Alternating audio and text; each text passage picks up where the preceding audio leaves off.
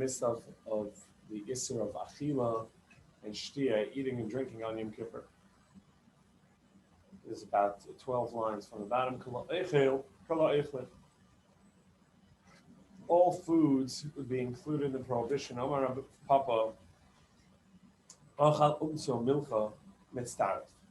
if the person who ate on Yom Kippur ate meat and salt that's on it, so there wasn't a kuseves, a date size of each alone, but they combine, they go together, and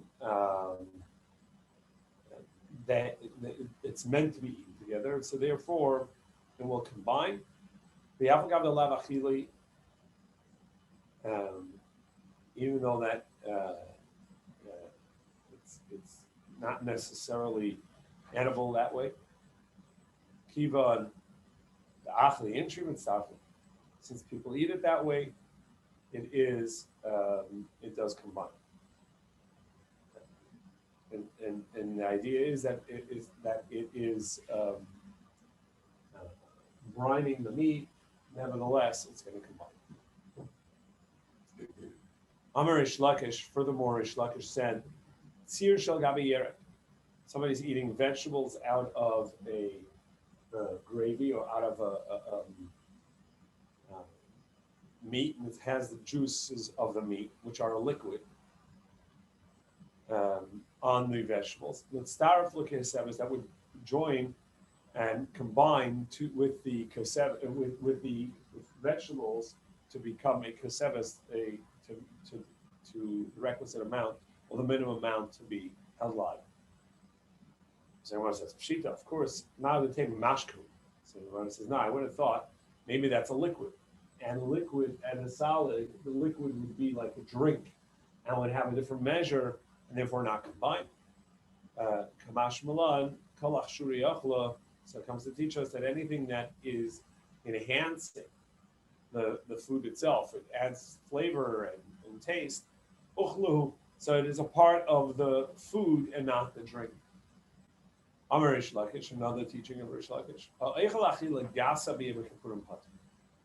To eat on Yom Kippur, you have to.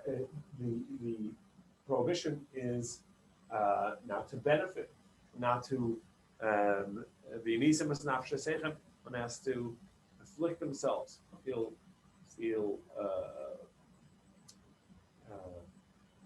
pain in a sense. So if somebody's eating achila gasa on Yom Kippur, that would not count. So what is an achila gasa? There are different levels of achila gasa, it seems, but the achila gasa we're talking about is somebody who is so stuffed that, right? It's just at the end, the beginning of Yom Kippur, they had their suda mafsekes, their meal prior to Yom Kippur, and they are just stuffed. They cannot eat another morsel, and they have no appetite for it, and yet they eat. So that's not a beneficial eating. It is there's no benefit. There's no pleasure. In fact, it could be that it's the opposite. It's really, in a sense, disgusting. And it also is a waste. It's a waste of the food as well. And so that doesn't count as eating. So my time, Ashalei to Uneksiv, it says one who did not afflict themselves, Pratla Mazik. That excludes somebody who actually is hurting themselves, is being detrimental to themselves by eating more, and to the food, because the food is a total waste.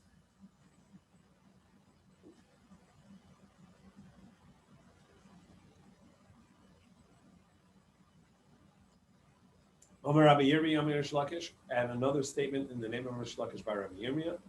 Zar she'achal truma, in a similar vein, where a non-Kohen is not allowed to eat teruma. If a non-Kohen ate teruma, achila gasa, but he did so in an achila gasa. So mashal b'saker. The rule generally is somebody eats teruma has to pay the principal plus 25%, which is considered a chumash, a fifth of the end result. So it's 25%. However, that's not the case in regards to this over here, because he has to pay on principle, but not the punitive 25%. Because the Torah, when it says that he should pay the 25%, it says Ishki Yochel Kodesh. If a man were to eat Kodesh,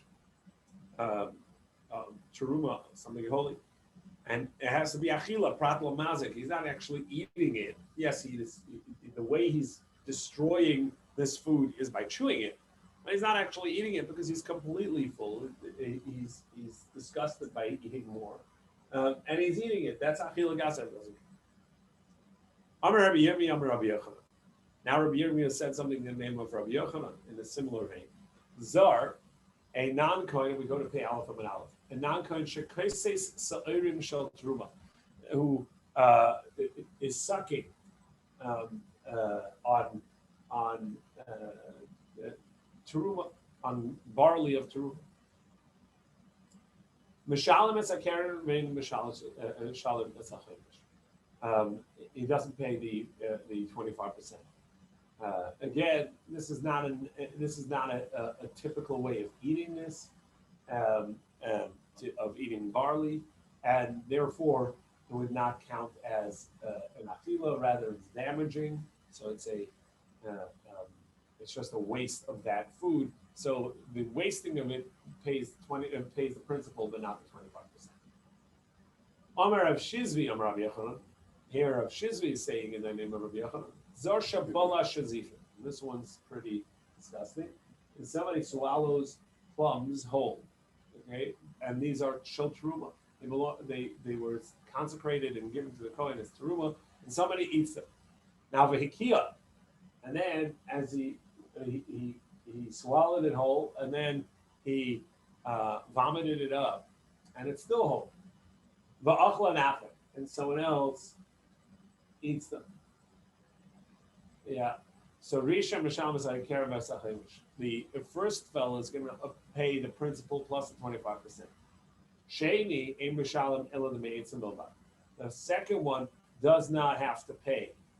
All he has to pay is the value of it as fuel, so the price of a piece of wood that size, because it's only fuel at that point. And it's not necessarily because it became non-food when somebody swallowed it. It's not that it's disgusting per se, but it became non-sanctified.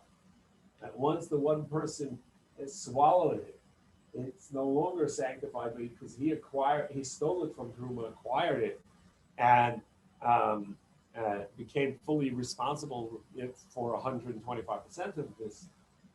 So at the time the second person ate it, he's no longer held responsible for anything but its value as fuel. Elsewhere, there's a discussion about what is actually the food status of food that was eaten and puked up and is still in a. Don't get too much detail on that one.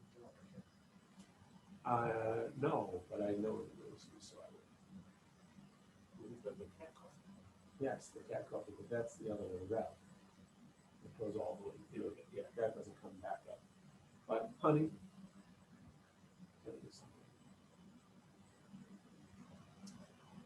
Eric, you eat honey? Once in a while. Nothing to correct. Food and drink do not combine to the requisite amount. Montana, whose opinion is this? So Rav Chisda is said, Rav Chisda was one of the heads of the academy in Babel. So he said it's actually a machlokas. It's unclear that this is a machlokas, and this opinion in our Mishnah that they don't combine Rabbi Yeshua is the opinion of Rabbi Yeshua. The Tanan, as we learn, Kollel Amar Rabbi Yeshua. Rabbi Yeshua said a rule. Kol shetumasa v'shiyura is shaveh. All matters in Tumah, where we know in Tumah there's something that's coming for one day, something that's coming for that day, some things are 7 days. So anything that its Tumah is equal, meaning they have the same rules in regards to the length of Tumah, and also there in Tumah we've seen various amounts that one would become tummy from Kisaira, a barley size, Ka'adasha, a bean size, half olive size. So there are different measures. So if the two items that we're combining for Tumah are both their measure of how much is required is the same, as well as once somebody becomes tummy, what the rules are, how long the tumah is the same. So then mitzdarif, then the two things can combine to create tumah. However, if tumas and leshira, if they have the same tumah but not the same measure required for becoming tumah, shira v'loy tumas, or it has the same measure in susceptibility for tumah, but not in the length of time that the tumah is going to be on the person. Or if it doesn't have either similar payment stuff, so then they will not combine. So we see in order for two things to combine, it has to have the same measure, and the food here is kikeseves, the date size, and the drink is malalugma. So therefore, they're not the same measure, so they don't combine. However, Rav Nachman, who was a contemporary of Rav Chisda, says no, that's not correct. In Babel, in Babylon, he says no. We can even say it's the opinion of the Rabbanan, not Kamla, Rabbanan, Hasan, because the Rabbanan only said this rule that they have to have.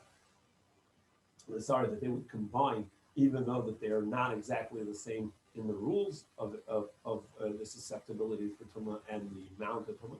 Elinim tumah, the shem tumah chadik. Maybe they only said that in regards to tumah because you know what? It's all one tumah, and therefore it doesn't make a difference if this one has this rule and that one has that rule. It's all tumah. But over here, where the reason that you require a date size is because that's the minimum amount that calms the eating and therefore the body, and therefore it's no longer an affliction. Well, actually, they said, so if you drink, it's not going to combine because you actually need that amount of food. And you didn't have that amount of food, you had less food. So the drink will not combine because it doesn't calm the body.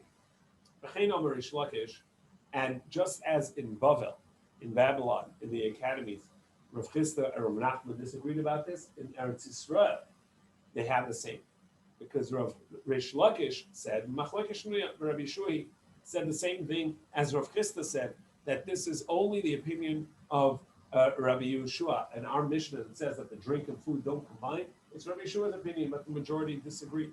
And the Tanan Klal and Yeshua, he made the comparison to Tumah. Rabbi Yochanan Amar, and to that, Rabbi Yochanan, the head of the academy in Israel, disagreed, and he said, the Chachamim only said that they'll combine in regards to Tumah. But over here, the reason why food requires a date size is so that it will calm a person having eaten something. This does not afford that, because if you have a half a date of food and some drink, they will not combine because it will not have that effect. So where does that keep something like control? I think it would count as a drink, and you would have to have the measure of a drink. Right. Yeah. If you drink it out of a cup as opposed to eat it with a spoon, then it's a drink. So soup. Well, yeah, if your soup is that kind of soup, if it's a broth, but if it's you got clear chicken soup as opposed to that's a broth. I think body soup. Right. I'm saying that's the idea. And in Hilchos Brachos we see similar. If you drink it out of a cup, that's not you happen to be drinking out of it. Right? That's a drink. So you have a lot of these fruit drinks that are just or the vegetable. It's just like what's a V8 or something. Yeah. So those would be a drink because they're made as a drink, and they would go by the measure of the drink. All right. Now we know as a general rule that all these things that we talk about when somebody transgresses a Torah prohibition, it's not this would apply for a shogeg, for somebody that did so inadvertently. When somebody did so inadvertently, that it would be held responsible and have to bring a chatas offering. For each one of the sins that somebody did, they would have to bring a separate chatas offering. Unless it is a he'elam echad. In one forgetfulness, they did the same classification of prohibition. We saw in Shabbos, each one of the malachas counts as separately, and forgetting that today was Shabbos, various halachas over there. So here we're going to have a similar question. Somebody forgot today, what is Yom Kippur? They wake up in the morning and they forget it's Yom Kippur, and they sit down and they have a coffee and toast. Okay, so I don't know how they made the toast, so that's a separate thing, right? But they had coffee and toast. Right. We're saying that we don't want to get into that they did it. Someone else made it for them. All they did was they ate and drank. So in one forgetfulness, they ate and drank. They only have to bring one sin offering. However, but if they forgot and they made their own food and they ate it, so now they did a malacha. They transgressed Yom Kippur by cooking, by starting a fire. So they did malacha and eating. So those are two separate classifications: the prohibition of eating and the prohibition of doing malacha, separate things. So chayiv shtei chatos. So they have to bring two sin offerings. What happens if they ate something that's inedible, or drank something that's not drinkable, or so they would be exempt. Similarly, shasat tzirad murius, if they drank brine or fish juices, potter. It's not really. Most people don't eat that. It's not an edible thing. You're gonna eat something.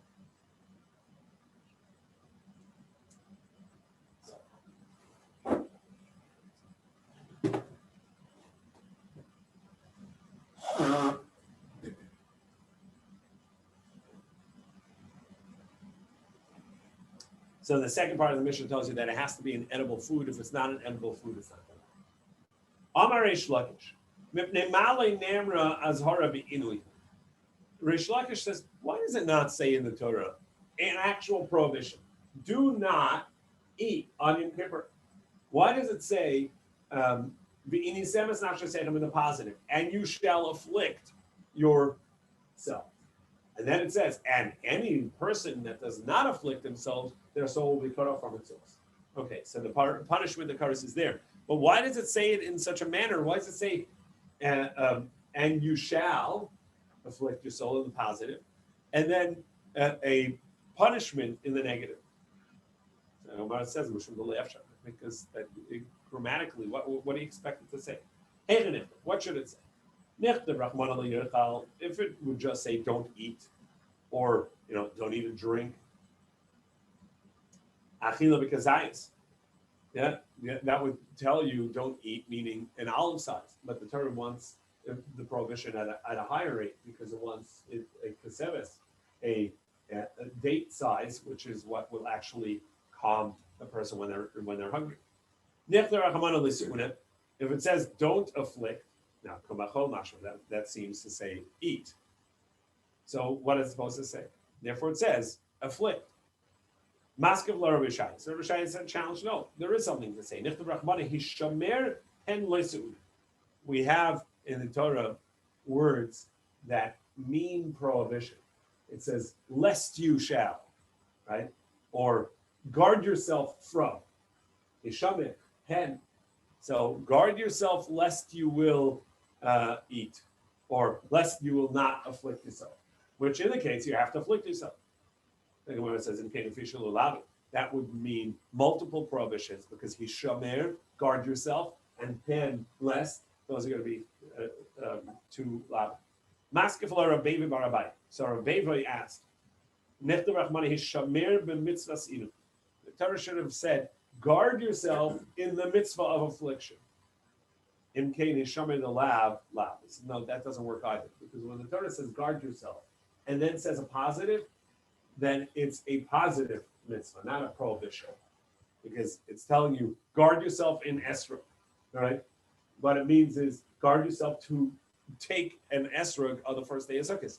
So that's a positive commandment. Hishamer the lav.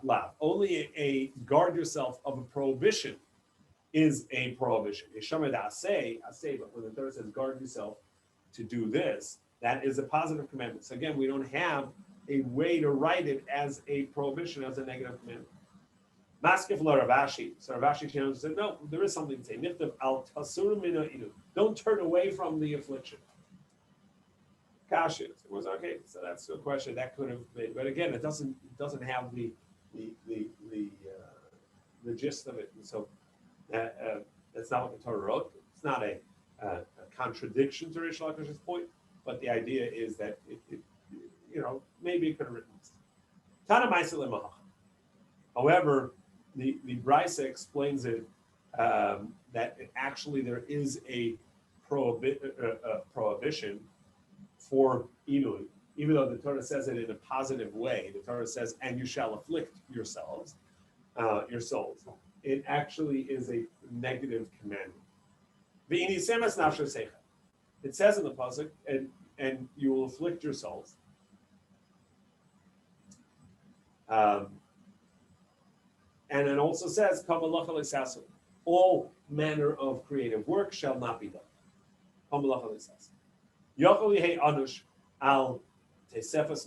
So perhaps there's a kares, the severity of the punishment for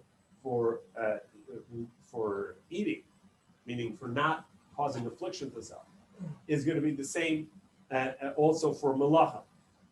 And perhaps malacha is also going to have a kares.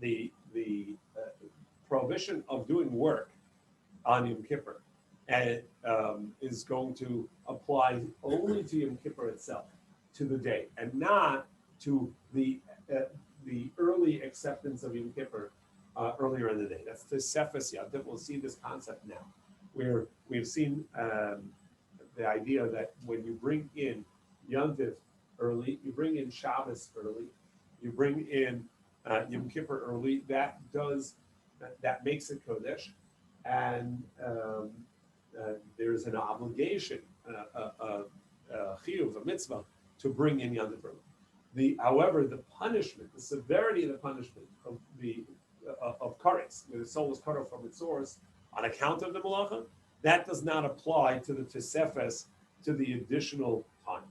Because the Torah says anybody that does work on Yom Kippur, be'etzam hayom is in the midst of this day. It has to be the day itself. The punishment of kares is only for in the midst of his day. But for accepting the Yantiv early, and then therefore not being allowed to do malacha, yes, it's true that you're not allowed to do malacha, but the severity of the punishment will be. So he says, okay, perhaps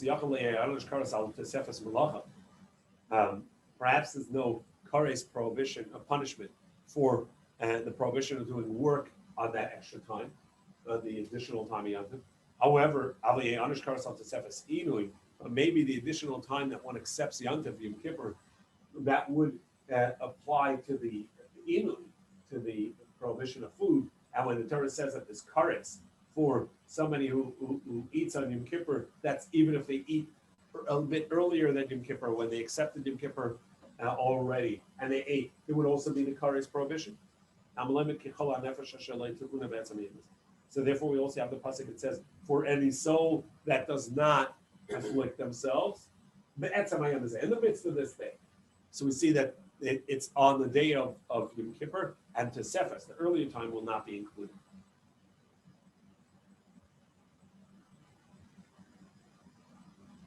Then the soul is cut off. Only when there's Itzuma Shiyam in the midst of that day, there's no kares on the Tosefes, on the additional.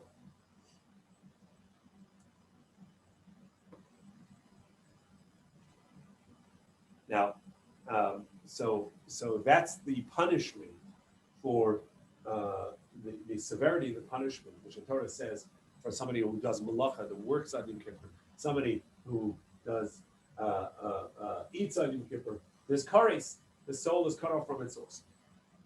So it says that applies to the Etzem HaYom, to the day of Yom Kippur itself, and not in the Tosefes. Well, is there even an obligation, a prohibition of doing work in the Tosefes? Okay, so the work being done on Yom Kippur is it has a severe punishment in Kares. And if you accept Yom Kippur early, that prohibition applies. Just the punishment doesn't. But there is a Torah prohibition to do malacha, to do work on the 9th day of Tishrei, even early on Yom Kippur, before Yom Kippur started, if you accept it early. So no, even the prohibition itself that says not to do work on Yom Kippur, it says that you shall not do work in the midst of this day, meaning only once it actually turns Yom Kippur. There is no prohibition of doing malacha on the additional time that someone has accepted Yom Kippur for themselves. Okay, so perhaps there is no punishment for either work or inui or eating prior to Yom Kippur, even if you accept Yom Kippur. And there isn't even a prohibition of work if you accept Yom Kippur early. However, perhaps there is a prohibition of eating if you accept Yom Kippur early. And I have a logical conclusion, I have a comparative conclusion. Melacha applies to Shabbos and Yom, right? Every Shabbos you're not allowed to do these 39 creative works. Every Yom Tov you may not. And so Melacha applies to Shabbos and Yom Tov. Eina Muzar allowed.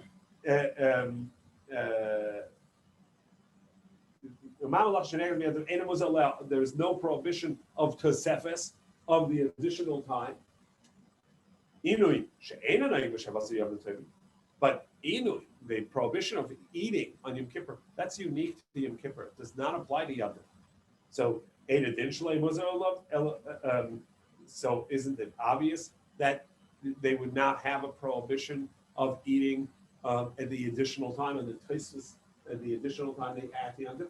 Because it's a very unique and new prohibition that applies only to Yom Kippur. And even the things that apply to everything else does not apply to the additional time. So for sure, the new and novel prohibition of not eating on Yom Kippur, that would only apply to Yom Kippur itself and not to the additional time that someone accepts Yom Kippur.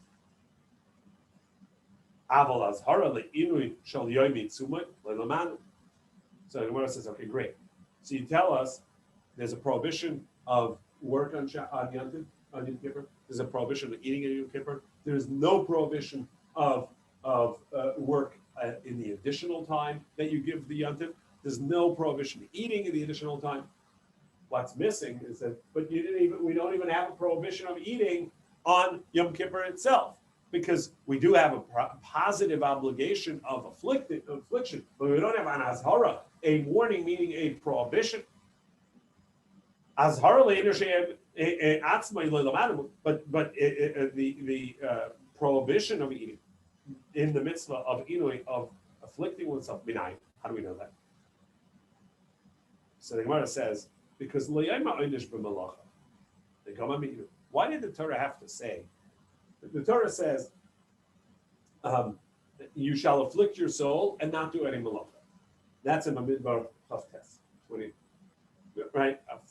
afflict your soul, which means don't eat, don't drink, and um,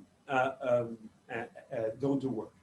And then when it talks about anybody who does work, this is in Vayikra Chav Gimel, anybody who does work on Yom Kippur, their soul will be cut off from its source. And over there as well, in the pasuk before that, when somebody doesn't fast, doesn't afflict themselves. So the Torah says that anybody who doesn't fast on Yom Kippur, the soul is cut off from itself. So why does the Torah have to, after it already said the prohibition of eating, meaning the mitzvah of eating, and the Torah already said a punishment of kares for if somebody who doesn't fast, that should be sufficient. Why did the Torah have to repeat kares for somebody who doesn't work on Yom Kippur? The Gamar me'inu, because I can make the comparison and say inui does not apply. The fasting does not apply to any yontif. It's only one yontif, Yom Kippur, and yet the Torah gives it a punishment of kares. Malacha, the prohibition of work, which does apply to every Shabbos and every yontif. For sure, we'd have that severity. L'kol shekain. Isn't it obvious that it would have that punishment? Therefore, lama nema. So why did the Torah repeat the punishment of kares by malacha, mufne? So that makes it superfluous. It makes it excess. Lahakish v'lodim imenu zera shama. So it's to compare and to learn a comparative word from there. Nemar einish be'inu. It says punishment by the inu, by the affliction. The one who does not afflict themselves, they get kares. V'nemar einish b'malacha. And it says einish. It says the punishment of kares where somebody were to work on Yom Kippur. Ma malacha layanash elim kein hizir. Just as the work.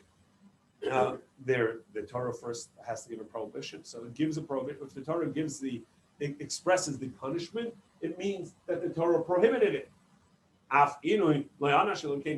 So therefore, if the Torah tells you the punishment for someone who doesn't fast on Yom Kippur, that means that that included in that is the azhara, is the prohibition of not fasting. The Gemara says, not a good comparison. No, you know what? Throughout Yom Kippur, there are no exceptions to fasting. No exceptions whatsoever. It doesn't say the Kohen Gadol can eat. It doesn't say everybody has to fast. Whereas malacha, the work of Yom Kippur, malacha, the Torah says, no manner of created work shall be done, and yet there is ways and times that you have to do it. The Kohen Gadol in his avodah, right? He's shechting and he's burning and he's lighting fires. It's hutam. The Torah itself makes allowances. So perhaps the prohibition of the comparison is no good because the Torah may mention a prohibition by malacha, not because it's not excess, it's not superfluous. It needs to tell you that there's kares, even though there are exceptions. So which makes it a lesser prohibition, or seems to be a weaker prohibition. Nevertheless, there's kares for that. So that's why the Torah had to write by both, by inui, by not fasting, as well as by doing work, that there's kares. So rather, what's superfluous? But do the other way around. So the Torah should say, anybody who works on Yom Kippur, anybody who does work, manner of creating work on Yom Kippur, gets kares. Malacha gets kares. And if you get kares for that, for sure, for not fasting. The Gama Malacha, Ma Malacha Shehuta Mechlala Anush Kares. If Malacha, which has exemptions, it has exceptions, and yet if somebody who doesn't have the exemption, and does creative work gets kares. The fasting, which has no exceptions, like kosher cake, isn't it for sure that if somebody fasts, if somebody breaks their fast on Yom Kippur, that they get kares? Lama nema.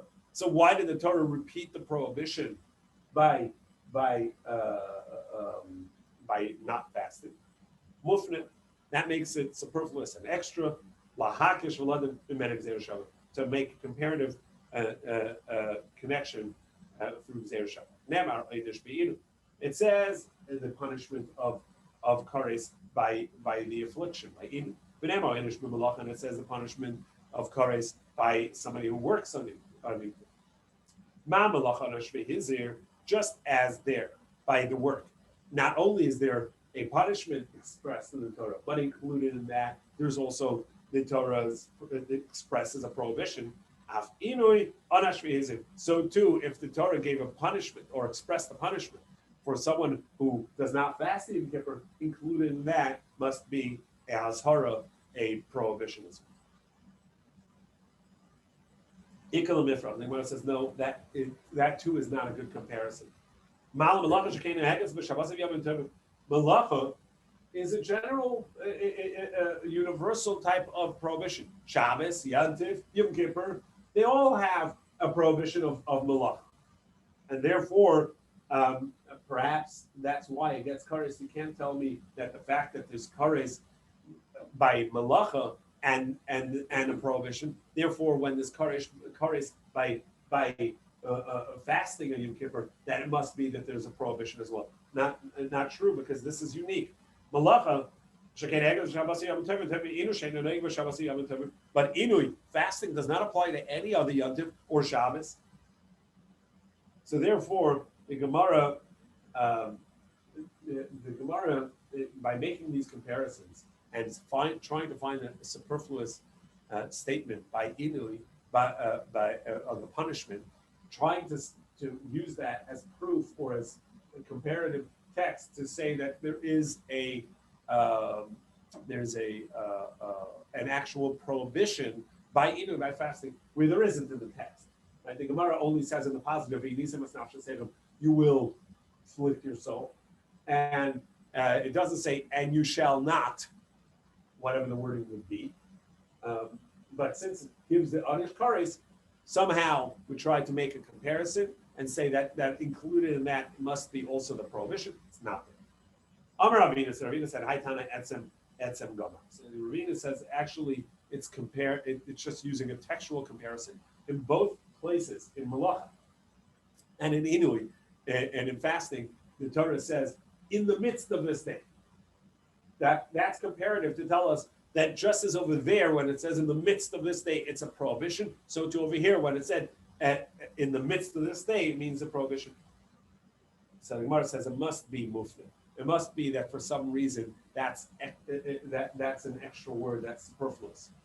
The ilay mufne, because if it wasn't superfluous, it's not a good comparison. Because I can challenge that and show a difference. Like we just did in the previous statements, we made disassociative points in inui and malacha by pointing out why they should not be a comparison. So unless you have a superfluous word, this wouldn't be a good comparison. Indeed, it is extra because chamisha kroiksi. It says in the Torah 5 times. Malacha, in malacha, chad la'azhara. 1 to tell you the prohibition, don't work on Yom Tov, the yamama, while it's day. V'chad la'azhara d'leil. And 1 is to tell you don't do work on the prohibition, don't work on the night of Yom Tov. V'chad la'inish yamama, v'chad la'inish d'leil. And 1 is to tell you that the punishment applies to work on the day of Yom Kippur. I wanted to tell you that the punishment applies to the work of the night of Yom Kippur. Still, I have a 5th one. What's that about? One is going to be superfluous. To compare the fasting to malacha, all of the malacha day and night, to tell you that just as by Malacha, there's a prohibition. So too, in regards to the fasting, there is a prohibition. Tomorrow we'll continue with other verses, other places of learning the prohibition of doing work on Yom Kippur itself. Sorry, the prohibition of fasting, for fasting on Yom Kippur.